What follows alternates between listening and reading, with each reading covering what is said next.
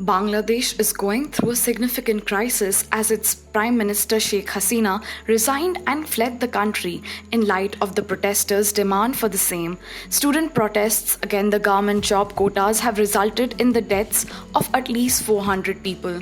The protests were led by youths opposed to the return of a 30% quota in government employment at all levels for those who fought for the freedom of Bangladesh from Pakistan, as well as their children and grandchildren. Because the students were opposed to this 30% quota in government employment, Sheikh Hasina eventually cancelled all quotas in government employment.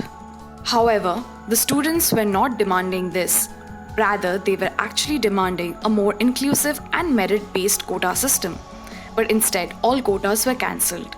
The 30% quota for freedom fighters was, however, reinstated by the High Court of Bangladesh, which further fueled the protest.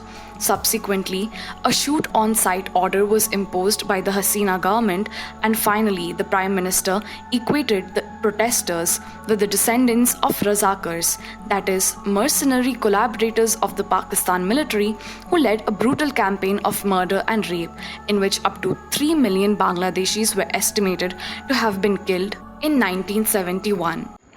However, now, the Supreme Court of Bangladesh has reduced the quota from 30% to 5%, which is still disapproved by the protesters, who were seen storming the parliament and Sheikh Hasina's palace.